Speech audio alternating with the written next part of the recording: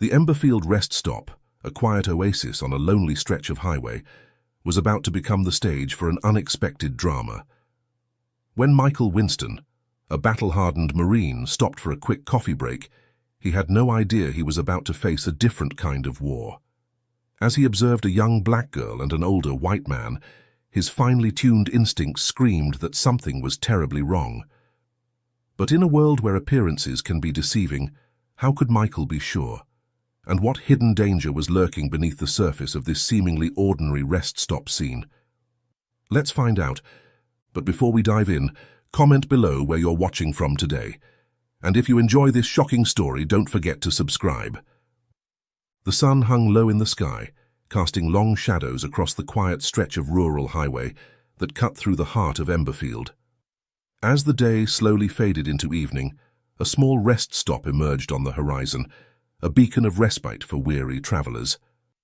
The nondescript building stood alone against the backdrop of endless fields, its modest diner and convenience store offering a brief sanctuary from the monotony of the road. Inside the diner, the atmosphere was calm and subdued. The gentle hum of fluorescent lights mingled with the soft clinking of cutlery and the occasional murmur of conversation. Plastic booths lined the walls, their faded upholstery telling tales of countless patrons who had passed through over the years. Near the entrance, a coffee station stood at the ready, its pot half full and steaming, while a row of vending machines hummed quietly in the corner. As the door swung open, admitting a gust of cool evening air, a few heads turned to observe the newcomer. Marine soldier Michael Winston stepped inside, his eyes quickly scanning the room with the practiced efficiency of a man accustomed to assessing his surroundings. Despite being back on American soil, the habits ingrained by his military training were not easily shed. Michael's gaze swept over the sparse crowd, a couple of truckers hunched over steaming mugs of coffee, an elderly woman nibbling on a piece of pie, and a middle-aged man in a suit absorbed in his newspaper. It was then that his attention was drawn to a small figure, seated in a yellow booth by the window. A young girl, no more than 8 years old, sat across from the man in the suit. Her dark skin contrasted sharply with the bright red dress she wore, and her curly hair framed a face that seemed lost in thought. There was something about her demeanor that gave Michael pause. Her wide eyes darted nervously around the room, never settling on any one thing for too long. Her small hands fidgeted in her lap, occasionally rising to press against her face as if trying to hide from some unseen threat. The man seated across from her appeared to be in his early 50s, his salt and pepper hair neatly combed, his navy blue suit crisp and well-tailored. He held his newspaper up, creating a barrier between himself and the girl. But Michael noticed how the man's eyes would periodically peer over the top of the paper, watching the child with an intensity that seemed out of place. As Michael made his way to the counter to order a coffee, he couldn't shake the feeling that something was amiss. The stark difference in age and race between the man and the girl could have a perfectly innocent explanation, he reminded himself. Perhaps she was adopted, or he was a family friend. Yet the girl's apparent discomfort and the man's overly controlled demeanor nagged at him. Shaking off his unease, Michael focused on the task at hand. He was here for a quick break, a chance to recharge before continuing his long drive. As he waited for his coffee, he found his gaze drawn back to the odd pair by the window. The girl's eyes briefly met his, and in that fleeting moment, Michael felt a chill run down his spine. There was a depth of emotion in those young eyes that spoke of something beyond mere shyness or fatigue. As the waitress handed him his steaming cup of coffee, Michael decided to position himself near the vending machines. It was a strategic spot, allowing him to observe the diner without drawing attention to himself. He leaned against the wall, sipping his coffee slowly, his mind wrestling with the scene before him. The girl's fingers drummed a silent rhythm on the tabletop, her feet swinging beneath her seat, unable to reach the floor. Every so often, she would glance up at the man, quickly averting her gaze when she found him watching her. The man, for his part, maintained an air of calm detachment, his eyes moving between his newspaper and the child with practiced nonchalance. Michael's military training had honed his instincts, teaching him to trust his gut when something felt off. And right now, every fiber of his being was telling him that this situation warranted closer observation. As he stood there, caught between the desire to intervene and the fear of overreacting, Michael couldn't help but wonder about the story behind this strange tableau. Who were these people? What had brought them to this quiet rest stop on a lonely stretch of highway? And most importantly, was the girl truly safe? As the minutes ticked by, Michael found himself unable to shake the growing sense of unease that had taken root in his chest. He knew he couldn't leave, not yet, not until he was certain that his concerns were unfounded. And so, he settled in for a longer stay, his coffee cooling in his hand as he kept a watchful eye on the curious pair by the window. The quiet hum of conversation in the diner provided a backdrop to Michael's thoughts as he continued his vigilant observation. He had long since finished his coffee, but he lingered, unable to shake the feeling that something was amiss. His eyes kept being drawn back to the girl in the red dress and the man in the navy suit. As Michael watched, he noticed the girl's hand move in an odd gesture. She raised it slightly, palm facing outward, fingers spread wide. The movement was subtle, almost imperceptible, but it caught Michael's attention immediately. His brow furrowed as he tried to decipher the meaning behind the gesture. Was it a nervous tic, a habit born of boredom, or was it something more? The girl's eyes darted around the room nervously before briefly meeting Michael's gaze. In that fleeting moment, he saw a flicker of something in her expression: fear, desperation. It was gone as quickly as it had appeared, but it left Michael with a growing sense of unease. His military training kicked in, his mind racing through possibilities. The hand gesture nagged at him. It seemed intentional, deliberate. Could it be a distress signal? He'd seen similar gestures used in high-stress situations, a silent plea for help when words were too dangerous to speak. Michael's pulse quickened as he considered the implications. If the girl was indeed trying to signal for help, what exactly was she afraid of? The man across from her seemed calm, composed, his attention apparently focused on his newspaper. But there was something about the way he watched the girl, his gaze too controlled, too intent, that set Michael's nerves on edge. He tried to rationalize the situation. This wasn't a battlefield, it was a quiet diner at a rest stop. The girl could simply be shy, uncomfortable around strangers. The man could be a family friend, or even a relative, despite their different races. Michael didn't want to jump to conclusions, but his instincts, honed by years of military service, were screaming at him that something was wrong. The tension in Michael's body grew as he continued to observe. He noticed how the girl seemed to shrink into herself whenever the man's gaze fell upon her. Her movements were stiff, controlled, as if she were trying to make herself as small and unnoticeable as possible. It was a far cry from the natural exuberance one would expect from a child her age. The man, for his part, maintained his facade of normalcy. He sipped his coffee, turned the pages of his newspaper, and occasionally made what appeared to be casual conversation with the girl. But Michael couldn't shake the feeling that it was all an act, a carefully constructed veneer of normalcy hiding something far more sinister. As the minutes ticked by, Michael found himself caught in an internal struggle. Should he approach them? Ask if everything was all right? But what if he was wrong? What if this was all a misunderstanding, and he ended up causing unnecessary distress? The weight of the decision pressed down on him, his military training urging him to act, while his civilian sensibilities cautioned restraint. He decided to wait, to watch a little longer. If the girl made the hand signal again, if he saw any clear signs of distress, then he would intervene. Until then, he would remain vigilant, ready to act at a moment's notice. As he stood there, poised on the knife's edge between action and inaction, Michael couldn't help but reflect on the strange turns life could take. Just days ago, he had been in a war zone, facing clear and present dangers. Now, back on American soil, he found himself embroiled in a different kind of conflict, one where the lines between right and wrong, action and overreaction, were frustratingly blurred. The minutes stretched into what felt like hours as Michael maintained his vigilant watch. The initial burst of adrenaline had faded, replaced by a steady, humming tension that thrummed through his body. He knew he couldn't stand there forever, coffee cup long since emptied, without drawing suspicion. Deciding to take action, even if only to justify his continued presence in the diner, Michael made his way to the counter. "I'll take a sandwich and some snacks for the road," he said to the waitress, his voice low and controlled. As she bustled off to prepare his order, Michael allowed his gaze to drift back to the girl and the man.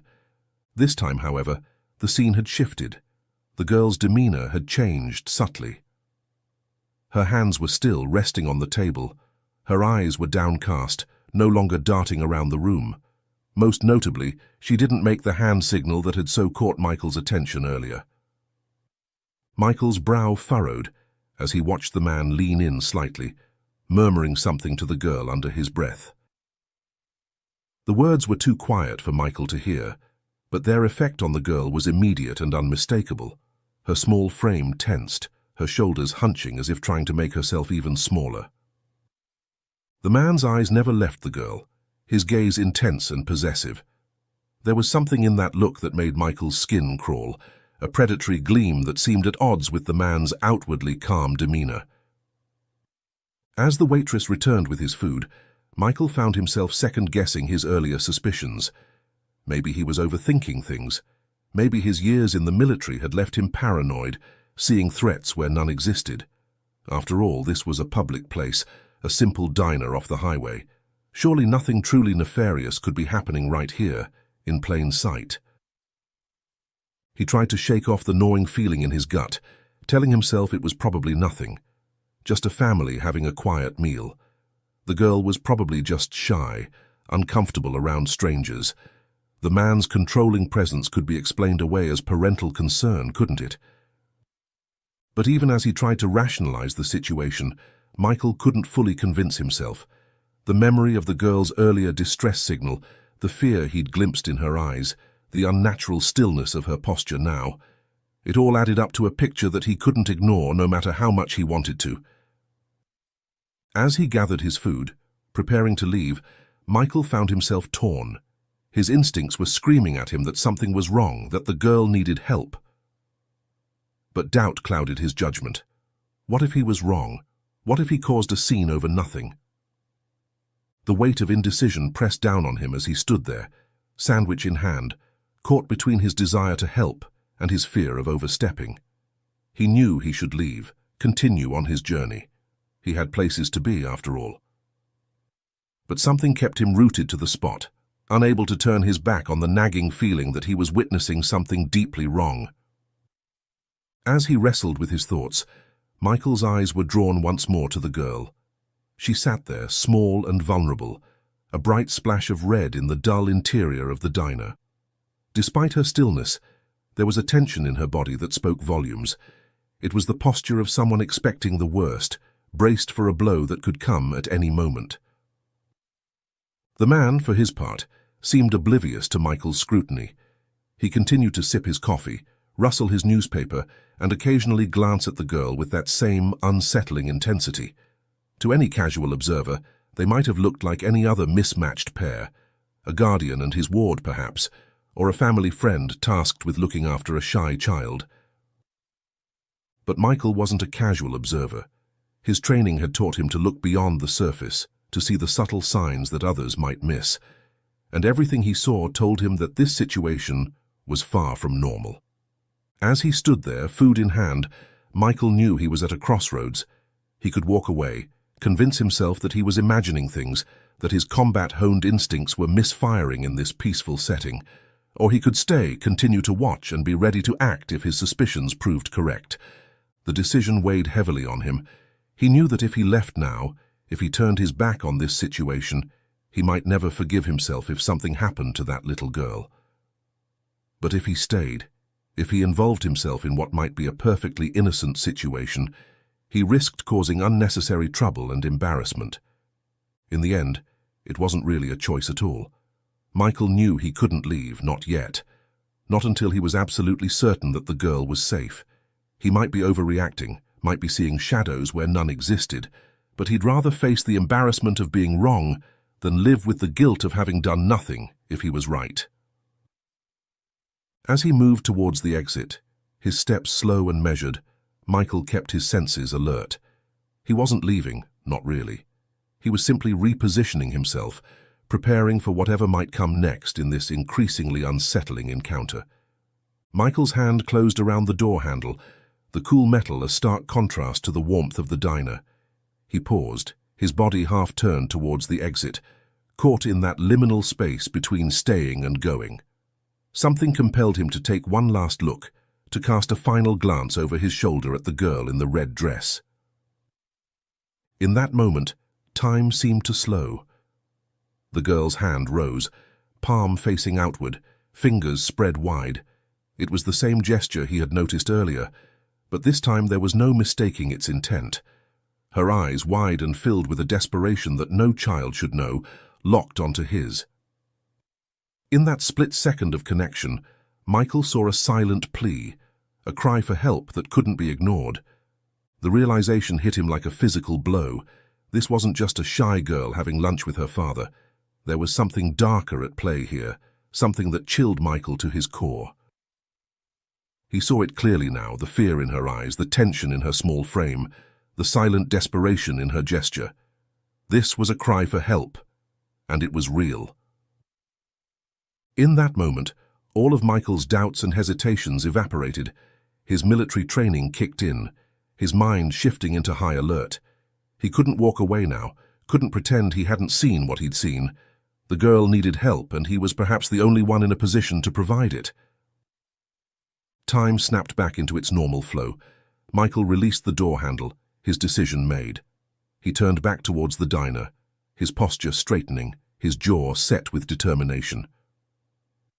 He may have left the battlefield behind, but the instinct to protect, to stand up for those who couldn't defend themselves, was deeply ingrained in his being. As he strode back into the diner, Michael's mind raced, considering his options. He couldn't simply grab the girl and run. That would cause chaos and potentially put her in more danger. He needed to approach this carefully, to assess the situation more closely before taking action. His eyes never left the girl as he moved, watching for any sign of immediate danger. The man across from her seemed oblivious to the silent exchange that had just taken place, his attention still focused on his newspaper, but there was a tension in his shoulders, a stillness that spoke of barely contained violence. Michael's heart pounded in his chest, adrenaline surging through his veins. He knew he was walking into a potentially dangerous situation, but he couldn't turn back now. The memory of the girl's pleading eyes, the desperation in her silent gesture, steeled his resolve. Whatever was happening here, he was now committed to seeing it through. As Michael approached the table, he could see the girl's eyes widen in a mixture of hope and fear. The man, sensing movement, looked up from his newspaper. For a brief moment, surprise flashed across his face before he schooled his features into a mask of polite inquiry. Michael's mind raced, searching for the right words, the right approach. He knew he had to be careful. One wrong move could escalate the situation, potentially putting the girl in even more danger. But he also knew he couldn't hesitate. Every instinct he had, honed through years of military service, was screaming at him that this child needed help, and she needed it now. With measured steps, Michael closed the distance to the table. His posture was relaxed but alert, projecting a calm authority that belied the tension coiling in his muscles. He stood over Greg and Zoe, his presence commanding but non-threatening. Greg's eyes widened briefly, a flicker of shock crossing his face before he regained his composure. The sudden approach of the soldier had clearly caught him off guard, disrupting whatever plans he might have had. Michael's gaze flicked between Greg and Zoe, reading their reactions. The contrast was stark, Greg's face a mask of forced casualness, while Zoe seemed to shrink further into herself, her eyes darting nervously between the two men. "Is everything okay here?" Michael asked, his voice steady and direct. He aimed the question more at Zoe than at Greg, but he kept both of them in his peripheral vision, alert for any sudden movements. Greg was the first to respond, his voice smooth and friendly, though there was an undercurrent of tension that he couldn't quite hide. "Yes, everything's fine," he said, his tone light but his eyes wary. "We're just stopping by and taking a break. Why, is there any problem, soldier?" The question carried a subtle challenge, an attempt to gauge whether Michael suspected anything. But Michael wasn't so easily deterred. His attention shifted fully to Zoe, his posture softening slightly as he addressed her directly. Bending down to meet her eye level, Michael asked gently but firmly, "Is this true?" His eyes searched her expression, looking for any sign that might confirm or allay his suspicions. Zoe hesitated, her eyes flicking nervously between Greg and Michael. For a moment she seemed frozen, caught between fear and the desperate hope for rescue. Then, after a quick glance at Greg, she nodded slowly, her movements stiff and robotic. "Yes," she whispered, her voice barely audible, but the hesitation in her response only served to confirm Michael's unease. Michael nodded slightly, stepping back. To all appearances, he seemed satisfied with the answer. He turned and walked toward the door, giving the impression that he was about to leave the diner. As he moved away, Greg called after him, his voice overly cheerful, trying to maintain the facade of normalcy. "Thanks for your service," he said with a polite smile that didn't quite reach his eyes. But Michael wasn't fooled. As he headed toward the exit, his instincts were sharper than ever. The girl's hesitation, the forced nature of her nod, the controlled environment Greg had created, everything told him that his initial suspicions were correct. Zoe needed help, and his earlier doubt had transformed into grim determination. Michael pushed open the door of the diner, stepping out into the cool evening air. The parking lot was quiet, a few cars scattered across the asphalt, their surfaces reflecting the dim glow of the overhead lights. He walked purposefully towards his own vehicle, his movements casual and unhurried to any observer. But Michael was far from casual. His every sense was on high alert, his mind racing with the implications of what he had just witnessed. As he reached his car, he didn't get in. Instead, he positioned himself where he could keep a clear view of the diner's exit. His military training had taught him the value of strategic positioning, and he wasn't about to lose sight of Greg and Zoe now. With swift, practiced movements, Michael pulled out his phone. His fingers flew over the keypad as he dialed 911, his eyes never leaving the diner's entrance. When the operator answered, his voice was low and urgent. "I need to report a possible child abduction," he said, his words clipped and precise. "I'm at the Emberfield rest stop off Highway 27. There's a young black girl about 8 years old wearing a red dress. She's with an older white man, early 50s, in a navy suit. The girl seems distressed and may have tried to signal for help." He provided a detailed description of both Zoe and Greg, emphasizing the girl's apparent fear and the man's controlling behavior. "I'm a former Marine," he added, hoping it would lend credibility to his report. "Something's not right here. This girl needs help." As he spoke, Michael's eyes remained fixed on the diner's exit. He was acutely aware that Greg might decide to leave at any moment, especially if he suspected that Michael's interest was more than casual concern. Every muscle in Michael's body was tense, ready to spring into action if necessary. The operator assured him that police were on their way, urging him to stay safe and not to intervene directly unless the child was in immediate danger. Michael acknowledged the instruction, but inwardly, he knew he would do whatever was necessary to keep Zoe safe. As he ended the call, Michael settled into a watchful waiting. The minutes seemed to crawl by, each second stretching into eternity. He found himself holding his breath, straining to catch any movement from inside the diner, and then he saw it. Through the large windows, he could make out Greg rising from his seat, reaching for his jacket. Zoe remained seated, her small form almost swallowed by the booth. Michael's heart rate spiked as he watched Greg lean over, roughly grabbing Zoe's arm and pulling her to her feet. Just as Michael was about to abandon caution and rush back into the diner, he heard the welcome sound of sirens in the distance. Relief washed over him as he saw 2 police cars pulling into the rest stop parking lot, their lights flashing. Without hesitation, Michael sprinted towards the diner. The police officers closed behind him. As they burst through the doors, Michael's eyes immediately locked onto Greg and Zoe. Greg had been in the process of dragging Zoe towards the exit, but at the sight of Michael and the uniformed officers, he froze. The color drained from Greg's face, his confident facade crumbling in an instant. Panic replaced the controlled demeanor he had maintained earlier. Zoe's eyes widened, a mixture of fear and hope flashing across her face as Greg's grip on her arm tightened reflexively.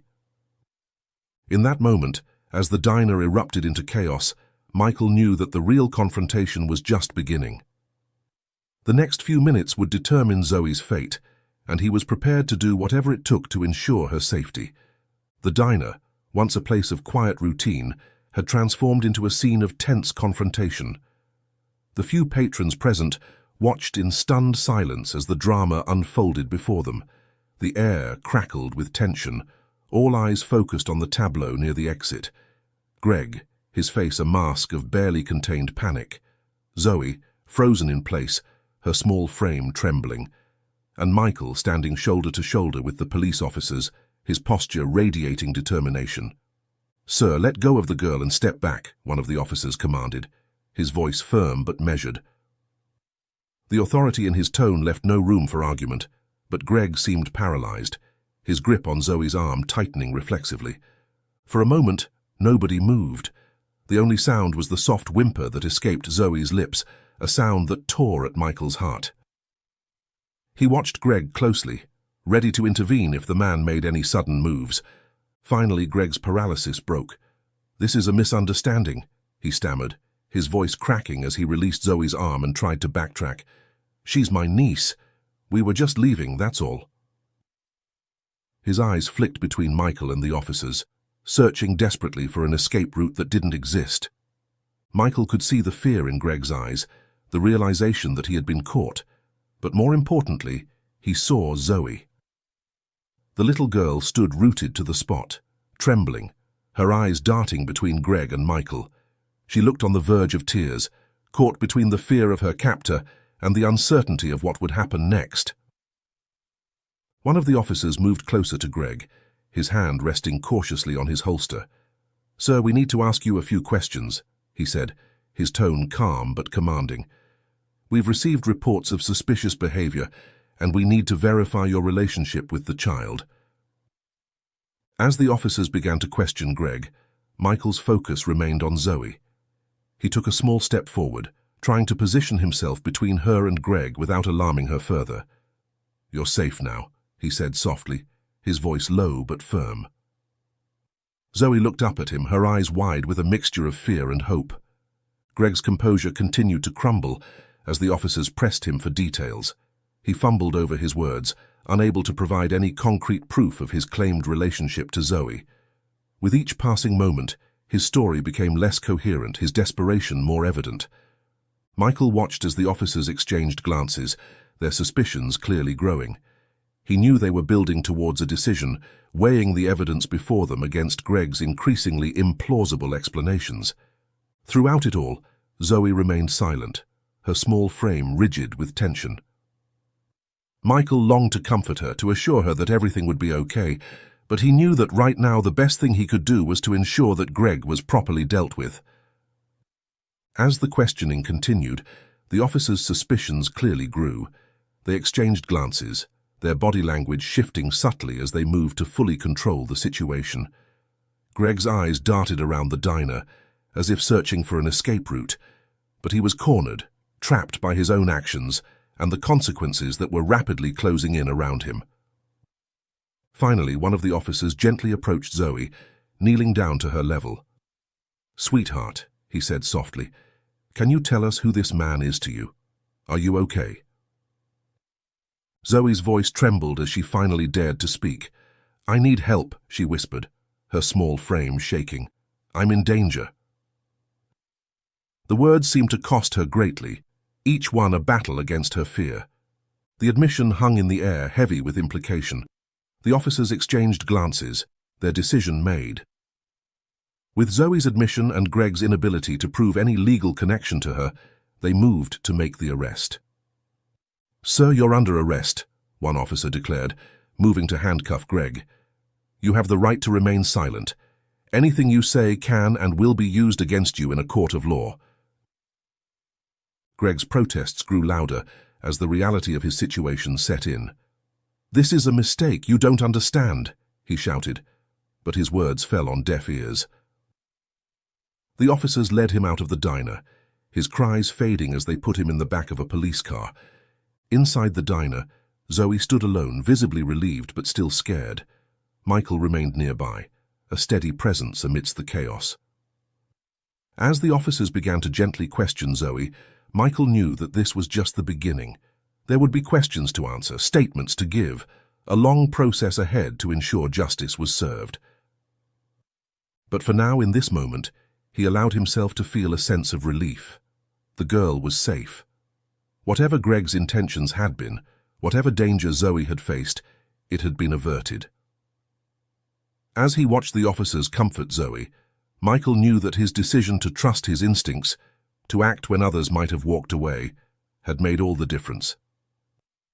The diner, once a scene of tense confrontation, had quieted. The few remaining patrons whispered among themselves, casting furtive glances at Zoe and the officers. Outside, the flashing lights of the police cars painted the parking lot in alternating hues of red and blue.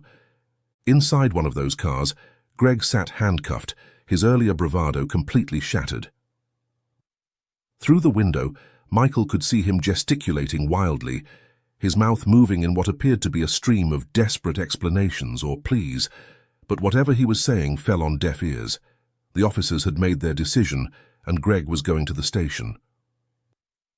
Back in the diner, the focus had shifted entirely to Zoe.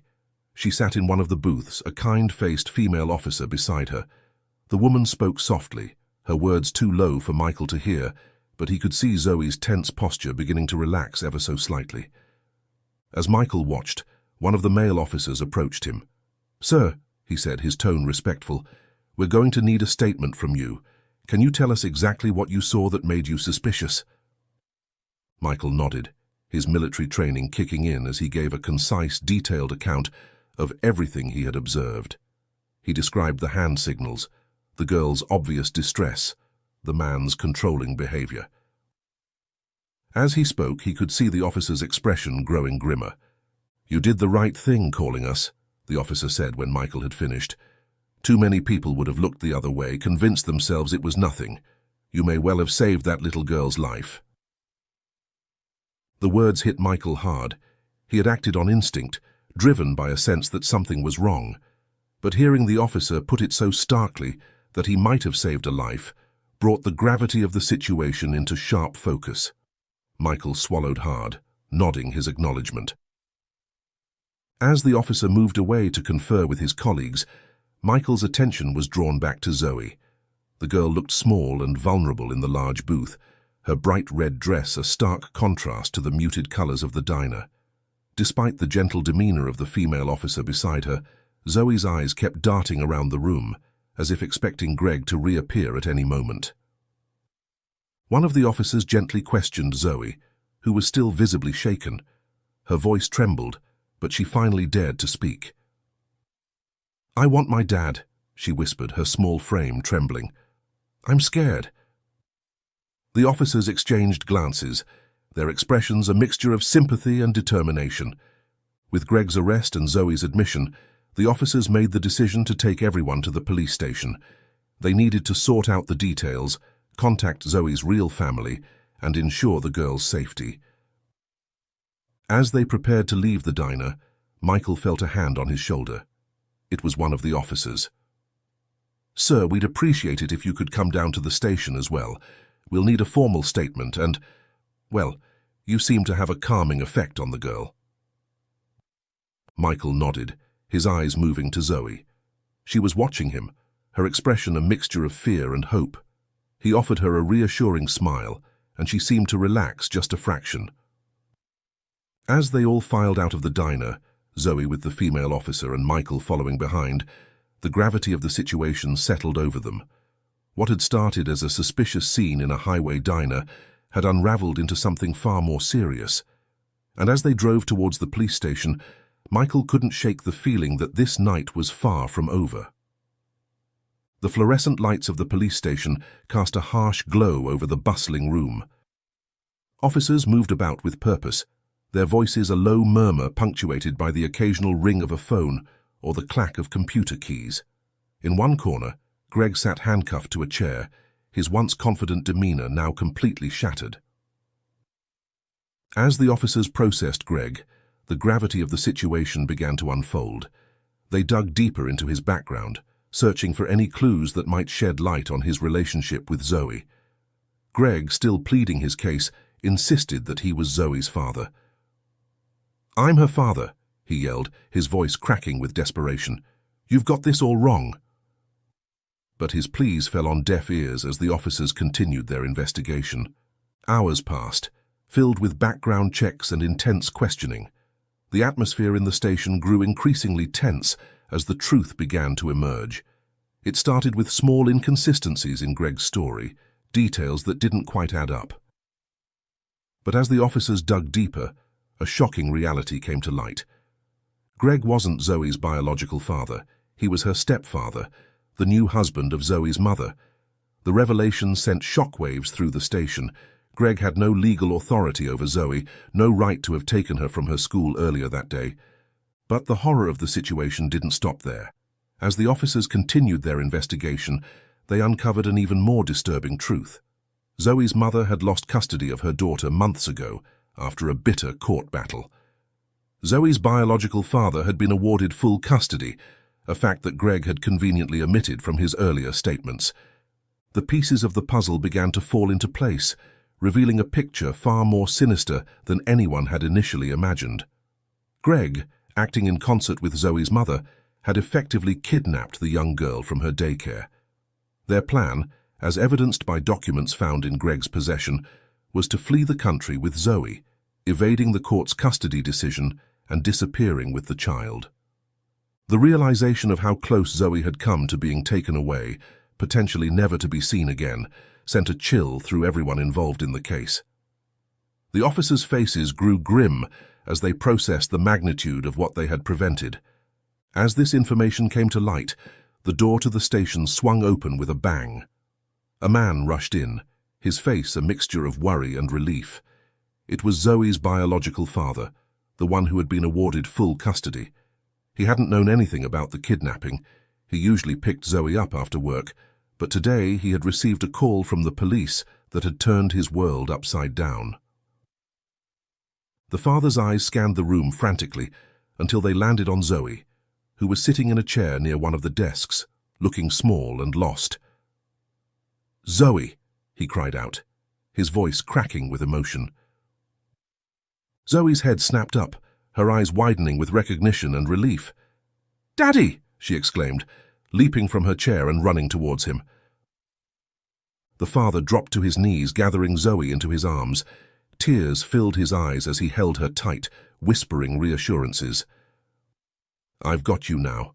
You're safe," he murmured, his voice thick with emotion. Zoe clung to him, her small hands clutching his shirt, tears streaming down her face. Michael, who had been giving his statement to one of the officers, stepped back to give the reunited family some space. He watched as Zoe buried her face in her father's chest, her small body shaking with sobs, not of fear now, but of relief.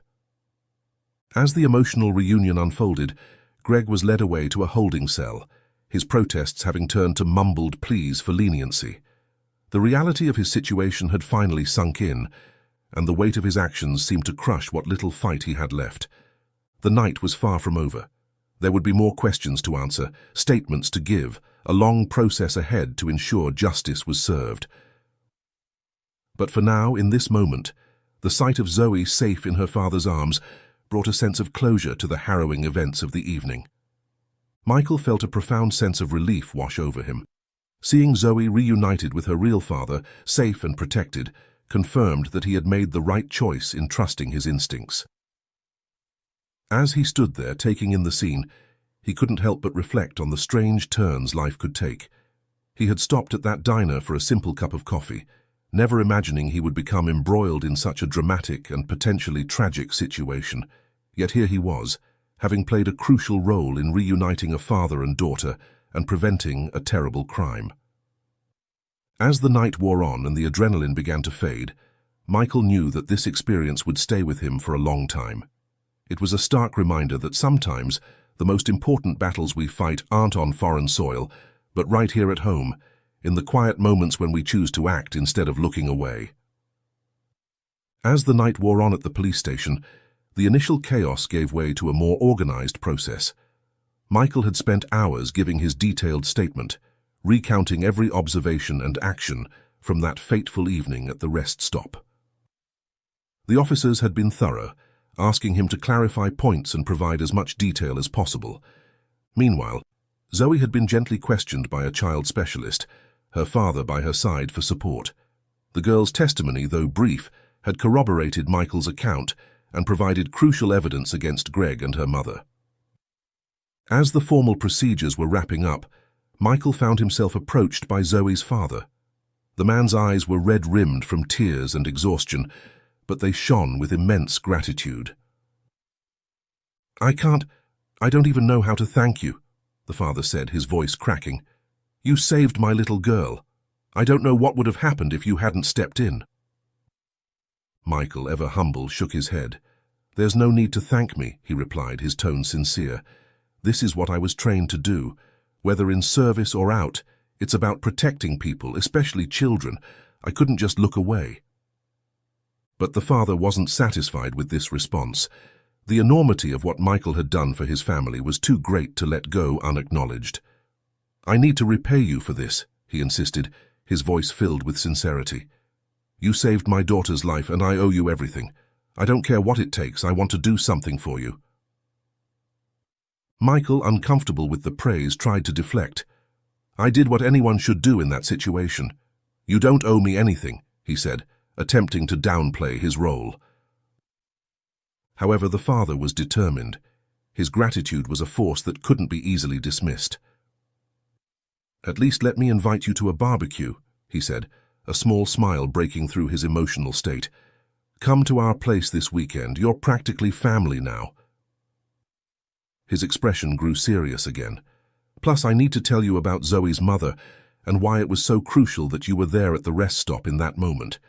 There's more to this story than you know." Despite Michael's initial hesitation, the father's persistence and the promise of answers made him reconsider. "All right," Michael finally conceded, a slight smile tugging at his lips. "I'll come." The father's face lit up at Michael's acceptance. It was a small thing, perhaps, in the grand scheme of what had transpired, but it represented something more, a connection forged through crisis, a bond of gratitude that transcended the usual boundaries between strangers. As they were about to leave, there was a commotion in the hallway. Greg was being led from the interrogation room to a temporary holding cell. As he passed through the main area, his eyes met those of Zoe's father. The atmosphere in the room immediately tensed. Keeping his composure for Zoe's sake, who was asleep in a chair nearby, the father walked a little closer to Greg. When he spoke, his voice was low and controlled, but filled with an unmistakable intensity.